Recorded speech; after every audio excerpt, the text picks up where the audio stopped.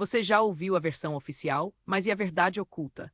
Muitas vezes, as histórias que ouvimos sobre crimes reais são apenas uma fração da verdade. Hoje, vamos explorar um desses casos que esconde mistérios intrigantes sob a superfície.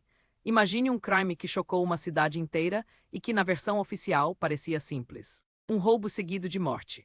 Entretanto, ao cavarmos um pouco mais fundo, encontramos um emaranhado de mentiras, desinformação e detalhes que foram ignorados ou mal interpretados pelas autoridades. Tudo começou numa noite chuvosa de março. Uma pequena loja de conveniência foi assaltada.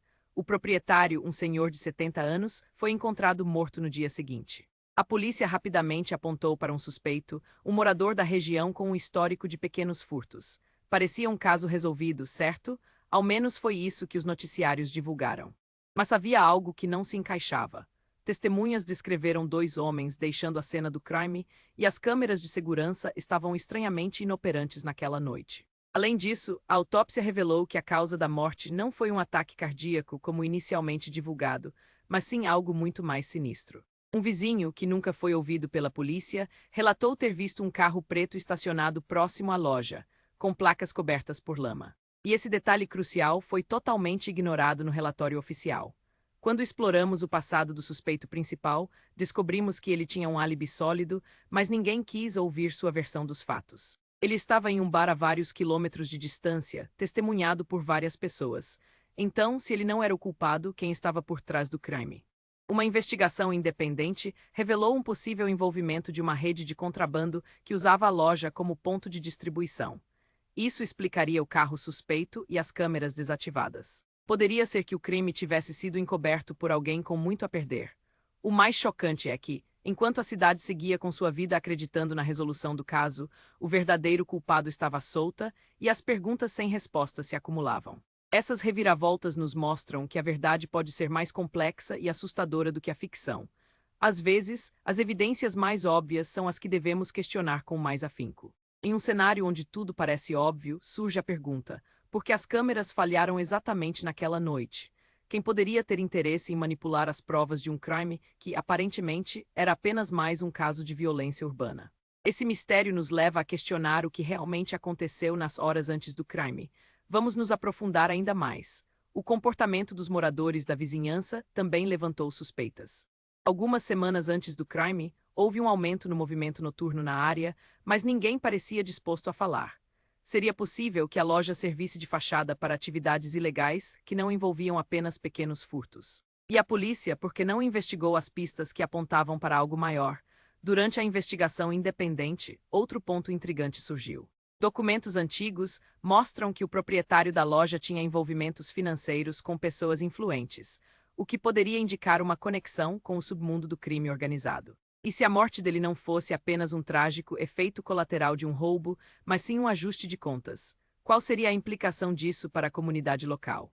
O silêncio das testemunhas e a falta de interesse das autoridades em aprofundar a investigação dão lugar a especulações perturbadoras. Nesta história, cada detalhe negligenciado pelas autoridades pode estar escondendo uma verdade sombria. Porque as testemunhas se calaram? Medo de represálias? Com certeza, algo maior estava em jogo. Os moradores mais antigos se recordam de um tempo em que a loja era apenas uma pequena mercearia de bairro. Nos últimos anos, no entanto, tornou-se um ponto de encontro suspeito. Isso sugere que essa mudança não foi um simples acaso, o que nos leva a questionar: quem realmente estava no comando das operações naquela loja e por que o verdadeiro culpado ainda não foi identificado? Enquanto isso, os registros policiais mostram contradições e lacunas que nunca foram preenchidas. O que poderia explicar o motivo de algumas evidências desaparecerem misteriosamente durante o processo investigativo? Seria um indício de corrupção ou apenas incompetência? Além disso, a pressão da comunidade por respostas não cessou. A mídia local começou a fazer perguntas difíceis, expondo inconsistências nas declarações oficiais. O caso ganhou notoriedade e os cidadãos exigiram justiça. A pressão pública forçou uma reabertura do caso, mas os principais envolvidos já haviam desaparecido, deixando um rastro de dúvidas e medo. A reabertura trouxe à tona mais detalhes perturbadores.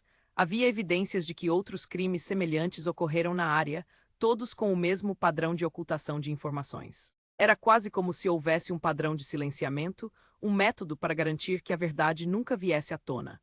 Investigações paralelas sugeriram que havia uma rede mais extensa do que se imaginava, envolvendo figuras respeitáveis da comunidade. O clima de desconfiança cresceu e a cidade nunca mais foi a mesma.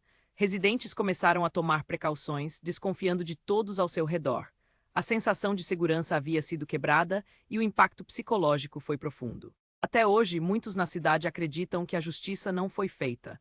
Ainda há aqueles que guardam segredos, talvez por medo, talvez por conveniência.